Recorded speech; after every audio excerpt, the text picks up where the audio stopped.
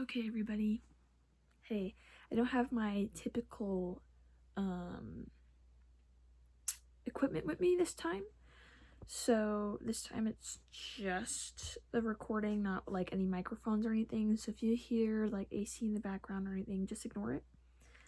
Anyways, just as usual, I have my trusty notebook since I can't seem to write down my thoughts, or I can't seem to tell my thoughts without writing it down a lot of the times.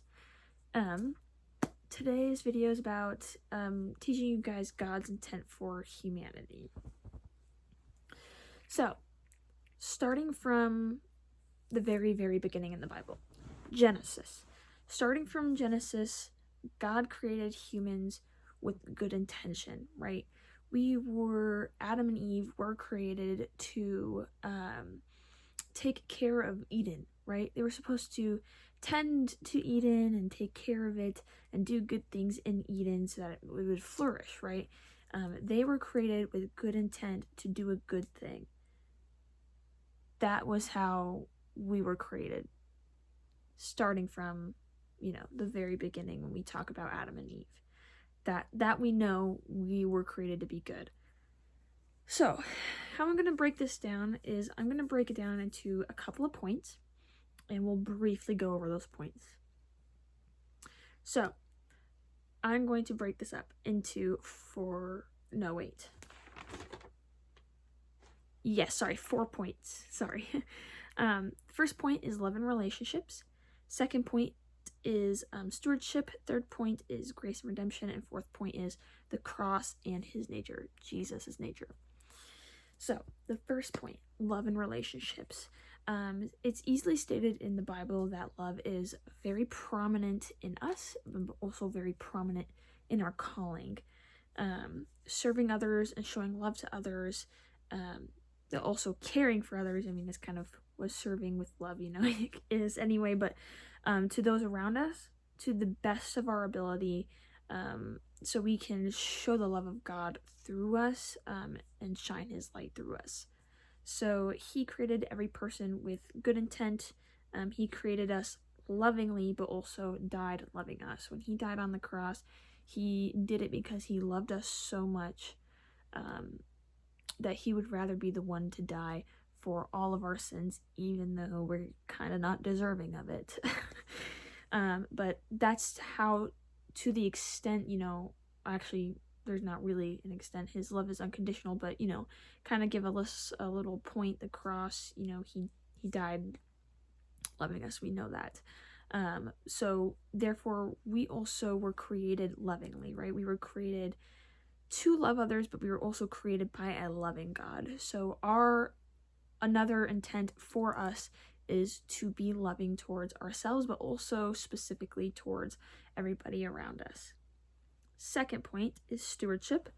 So in order to show or have stewardship, we must also take accountability, responsibility, and reward in all that we do. And that's literally everything. So these can show in our faithfulness and trust, but also to help others know that they can trust us, right? Because what would our work, like, how could we help others if they don't trust us too, so that's why it's important to take accountability and responsibility, because ultimately it's the right thing to do, but also that's what God would do, that's what we would do, but also that's how we show others that we are trustworthy, that they can trust us. So yeah. And then reward in the things that we do when, like through our faithfulness and everything. Sorry. But yeah, it's our calling, just as it's morally correct to take accountability. How? Through care and integrity is how we can, how we should tend to all things. So through care and integrity is how we can tend to all of our relationships, all of our responsibilities, all of our resources. So you want to, when it comes to like work, for instance, right, you're going to have to take responsibility, you're going to have to take accountability. The resources that you have around you, you're going to want to take good care of it.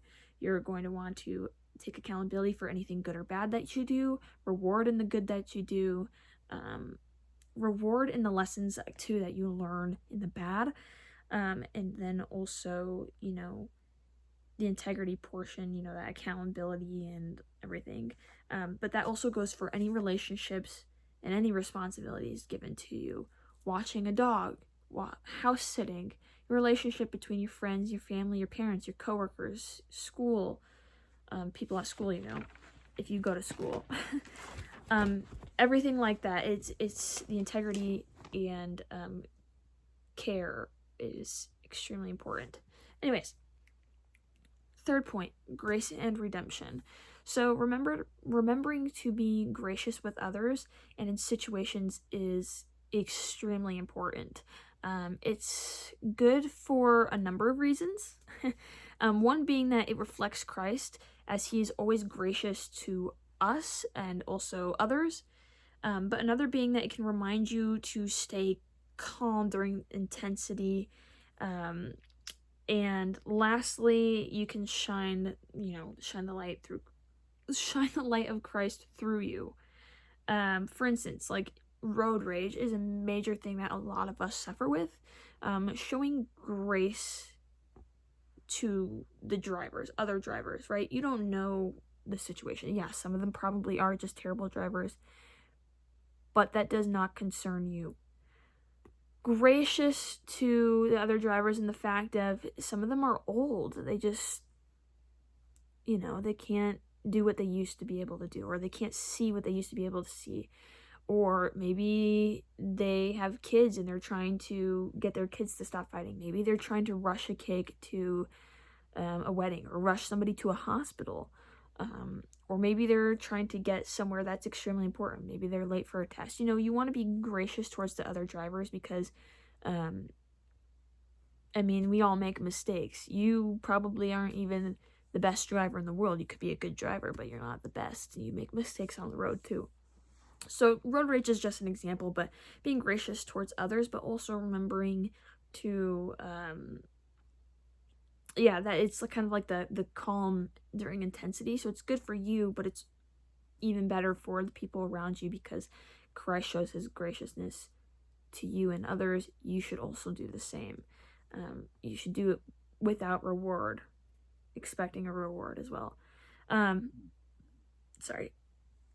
But yeah, so if you do that, you can shine the light of Christ's redemption as well and his forgiving heart through your grace.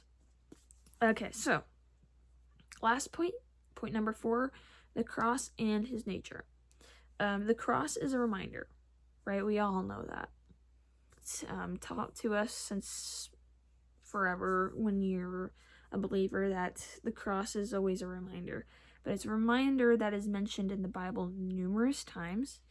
We were meant to be the good and the bad, to be the light and the dark, the love and the hate, right? As I previously mentioned, we are created to be good, to do good. When God asked the Israelites to do that, and they didn't take it well, and they ended up accidentally making, maybe not accidentally, but making almost like a mockery of God throughout that nation. God sent Christ down here so he could show us what that good is, what the good and the dark is, the love and the hate. The good and the dark, the good and the bad, the light and the dark, the love and the hate. He came down to show us the love and all that stuff that we are supposed to be doing, the good. And he died on that cross when the Israelites chose to ignore that meaning. So not in a way to kind of shun, but in a way to say, hey, I love you guys this much that I want you guys to love and care for each other just as much, because look how good it is when you do. And Jesus showed true comfort to mourning. He showed true hope, true love, and died on the cross to show that love and dedication. So that's what the cross represents and what his nature shows and how we are called to do the same. So those are the 4 points. I also just wanted to kind of reiterate, that what I've been saying since the beginning, which is we are created to be good and to do good. through Christ, right? So Andy Crouch, he was talking about the first couple books of Genesis, the good that God saw in it. So Andy, he said, let's recall what they say. The protestation they give us to the real story of the world, not bad news to bad news, but good news to good news. So Genesis 1 and 2, just a couple of themes, of course. These are very familiar. It's just good to marinate in them. That 6 times in Genesis 1, God, as God was making the world, God saw that it was good. Later, Andy continues, just like a few minutes later from that, he says that he also says the world is good to take care of it and cultivate it. And then once the image bearers, humans, are in the world, God says, now it's not just good, it's very good. So ultimately, like, I wanted to bring that in because humanity just helps to show, like in the very beginning, this is taught to us from Genesis, the first couple books of Genesis, to the end chapters of Revelation, right? That humanity, this world, and what we do was created to be good and do good. So that's what we must do. That is our intent. To live a Christ-like,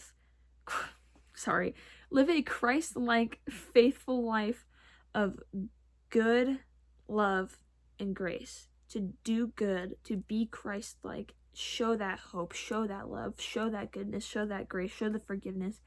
We are meant to be good and do good on this planet just as Christ did. So yeah, that is kind of the teaching of our intent. So I know it's kind of a shorter video, but it's also kind of, no, I wouldn't want to say simple, but like simpler to explain. You can definitely dig more into it if you go read the Bible yourself, or go read those first couple chapters of Genesis, or maybe like Genesis 1 and 2 and the very last chapters of Revelation. You can also see that as well. And that's what Andy, when he was saying good news to good news, was those first chapters of Genesis and those last chapters of Revelation. So yeah. Anyways, thank you.